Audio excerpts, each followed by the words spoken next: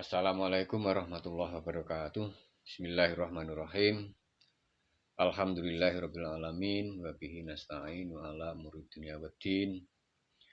Wassalatu wassalamu ala sayyidil anbiya'i wal mursalin sayyidina wa habibina wa maulana Muhammadin wa ala alihi washabihi ajmain. Amma ba'du.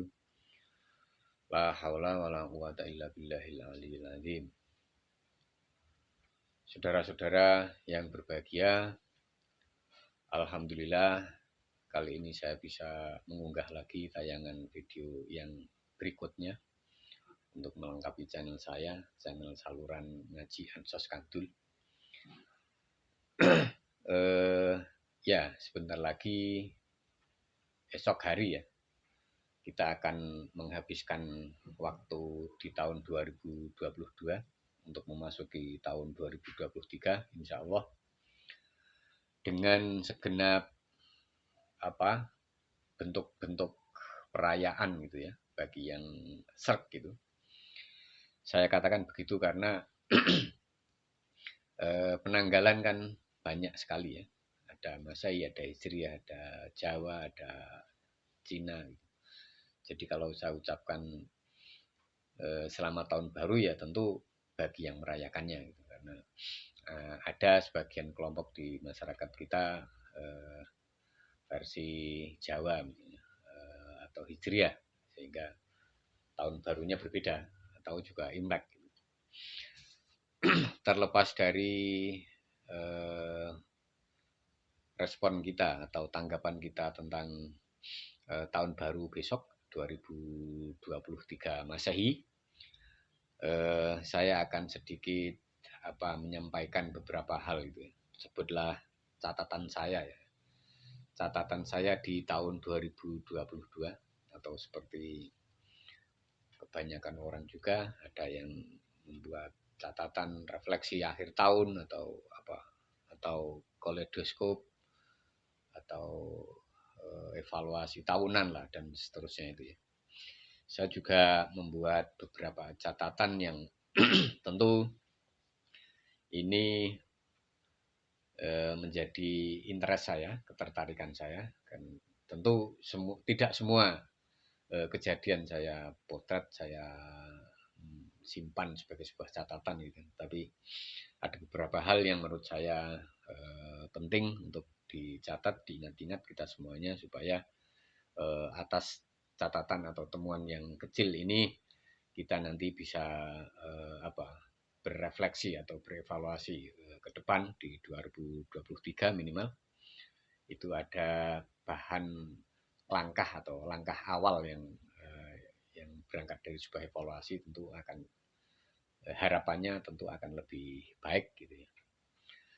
Nah, begitu saudara, sekali lagi saya mengucapkan terima kasih.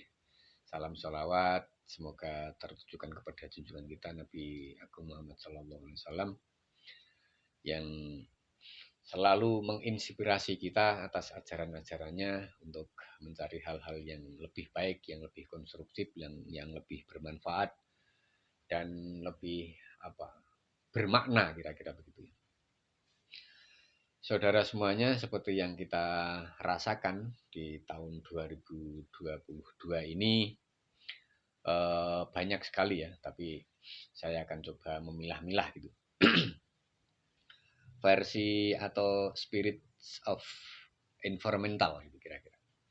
Semangat atas interest saya atau kepedulian saya terhadap lingkungan hidup. Kita semuanya dihadapkan sebuah fakta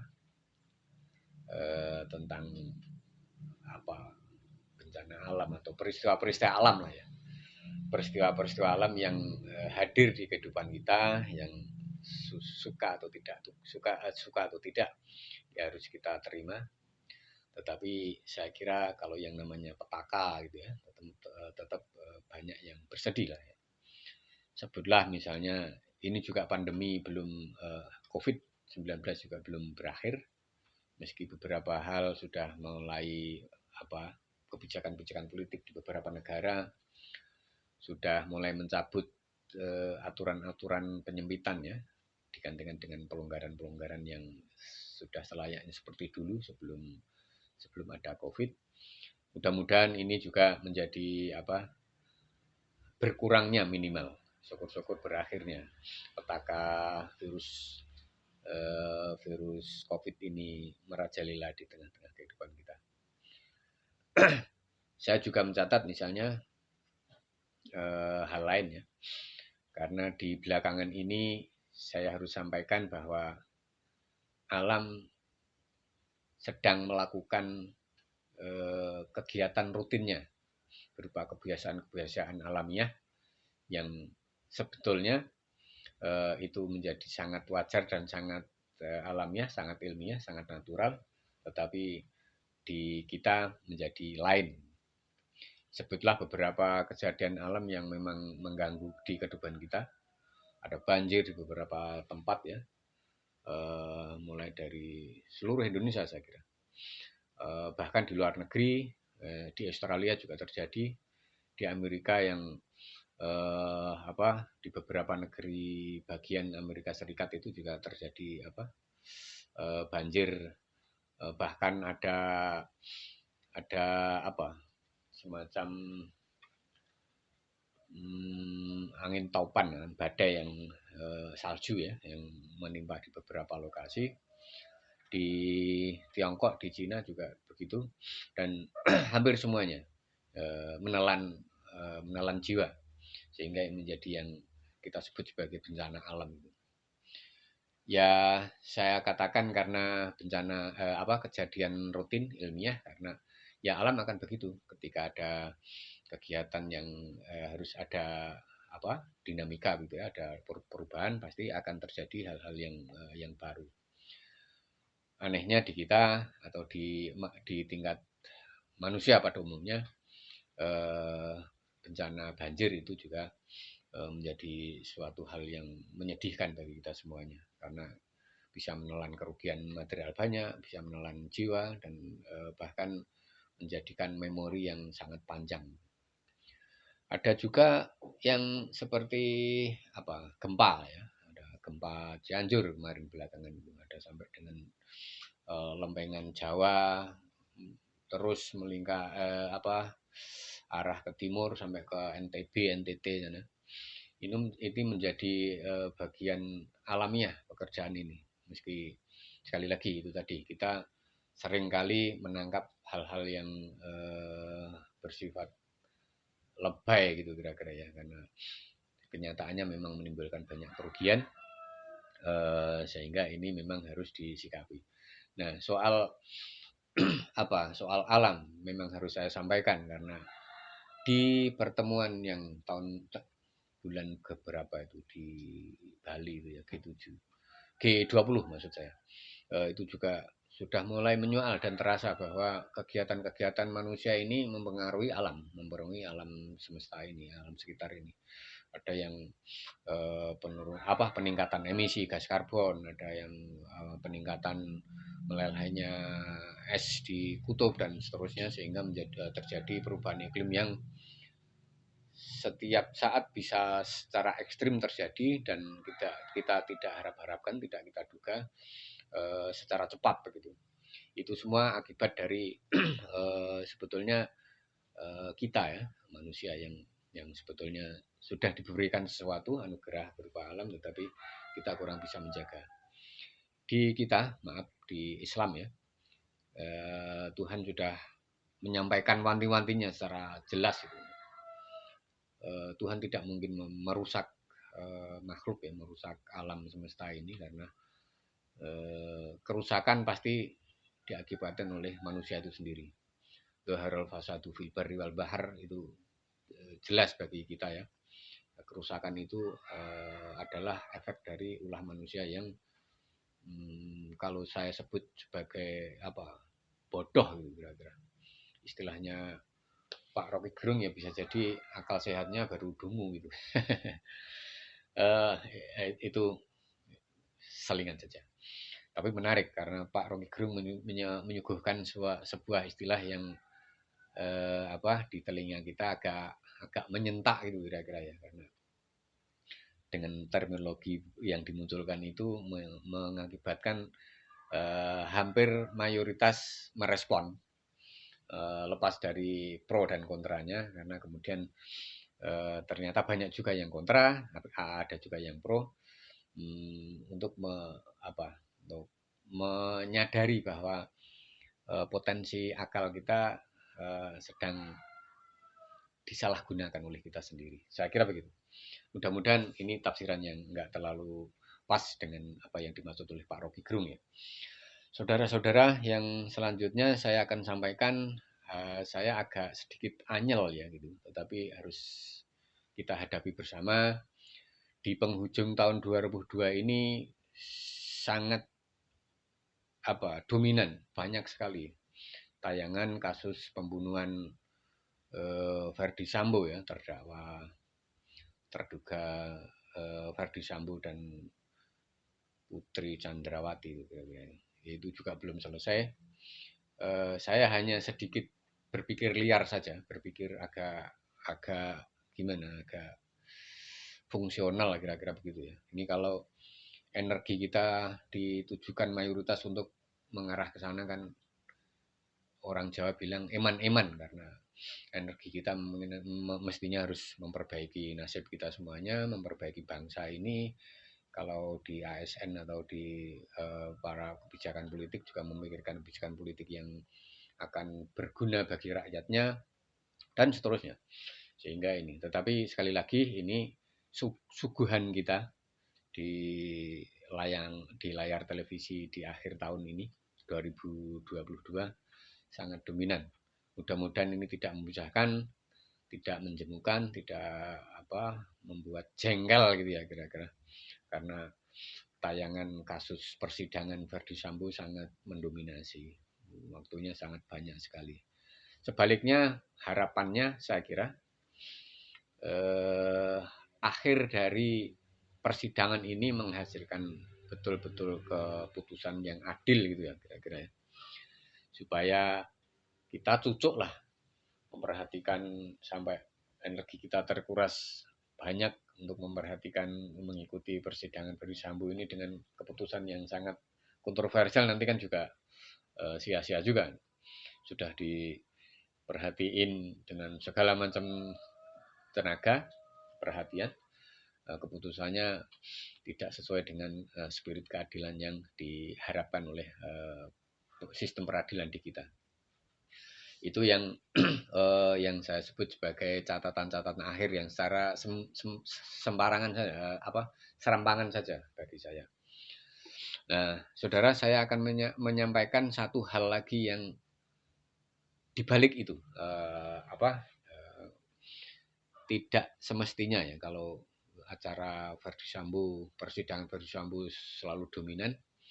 Ada salah satu acara atau event atau kejadian yang sangat minimalis sekali ditangkap di televisi, bahkan di swasta, di televisi swasta hanya keluar running text gitu ya, di 2 hari sebelum hari Natal dan sudah hari Natal, itu berupa running text atau catatan di bawah itu. Kalau di TVRI agak ada kajian khusus ya, ada mendatangkan sejarawan. Apa kira-kira saudara? Ya, ini adalah kasusnya atau kejadiannya negeri Belanda meminta maaf ke Indonesia atas kesalahan-kesalahan tempo dulu, atas yang diperbudak dilakukan tempo dulu, meminta maaf kembali, dan saat itu di running tag di Metro TV gitu ya, di tanggal 24 atau 26 itu. Pak Amin, Pak Wakil Presiden, Pak Ma'ruf Amin menanggapinya dan seterusnya itu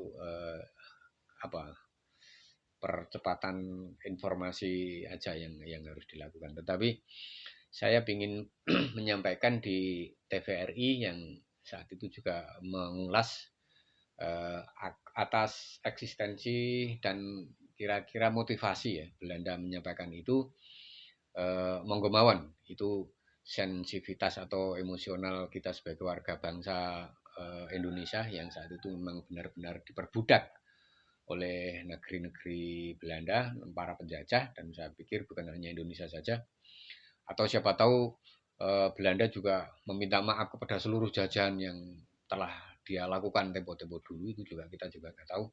Tapi saya mengambil itu karena di tayangan saya di awal-awal itu saya di edisi Agustus kalau nggak keliru ya, saya menyinggung soal kolonialisme, soal penjajahan, soal kapitalisme, soal imperialisme dan seterusnya itu. Makanya saya ambil ini dan kebetulan sekali siaran di tayangan di kita baik di medsos maupun di televisi mainstream itu sangat kecil sehingga saya tertarik di situ supaya kita tidak lupa juga atas beritanya mainstream yang apa istilahnya trending gitu ya, yang gencar dilakukan itu justru ini yang tidak diberitakan di beberapa media secara layak begitu, tapi ini penting untuk kita semuanya.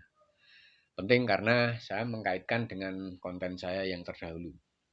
Ingat bahwa ya apapun yang namanya kolonialisme, yang namanya penjajahan itu, yang namanya imperialisme sampai dengan bentuk-bentuk apa perbudakan yang dilakukan oleh para penjajah itu ya, itu kan juga lagi-lagi istilahnya Pak Rocky Gerung mungkin kebalikan dengan akal sehat ya, berbalik dengan akal sehat karena akal sehat menghendaki tidak akan terjadi perbudakan, tidak akan terjadi apa atas bawah orang yang menindas dan orang yang diperbudak dan diperas dan seterusnya.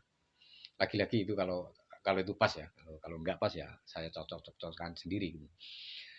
Paling gampang di kita saat ini pasti berbenturan dengan apa yang disebut oleh para penegak hak asasi manusia.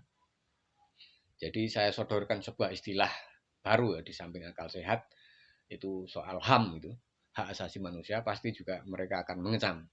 Karena akal sehat, hak asasi manusia atau apalah istilahnya, itu pasti akan melawan segala bentuk ketimpangan, segala bentuk penindasan, segala bentuk perampasan, pengeksploitasi dan lain sebagainya.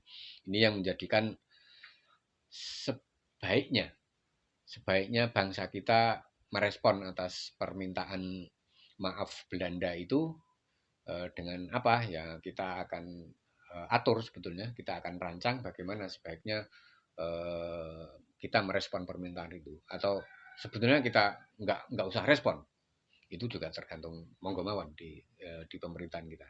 Tapi bahwa saya ingin mengingatkan perbudakan yang dipakai istilah Belanda saat itu untuk minta maaf atas perbuatan tempo dulu, perbudakan kepada negara kejajahan, itu menjadi satu hal yang kalau di kita memang baik secara akal sehat maupun hati nurani maupun HAM itu harus diakhiri dan bahkan di bumi hanguskan di Indonesia. Ingat di Islam perjuangan terhadap penghapusan perbudakan itu juga sangat kentara dan Islam melalui Kanjeng Nabi sudah jelas menawarkan hal yang baru yang kontra terhadap pola-pola perbudakan Arab tempo dulu ya, tempo lama, tempo kuno. Karena Islam juga memandang bahwa kita memandang bahwa perbudakan itu juga tidak sesuai dengan ajaran-ajaran agama yang kita yakini sampai saat ini.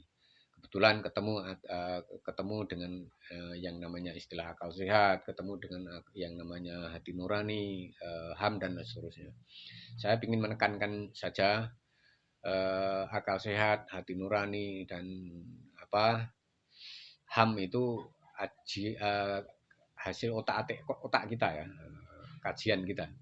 Tapi harus kita yakini bahwa di atas otak-atik otak otak-atik akal sehat kita ini, kita harus meyakini di level ajaran agama Islam, ajaran agama yang kita yakini bahwa perbudakan juga menjadi sesuatu hal yang sangat dikutuk karena itu bertentangan dengan ajaran-ajaran yang dibawa dan disampaikan oleh Nabi Muhammad SAW.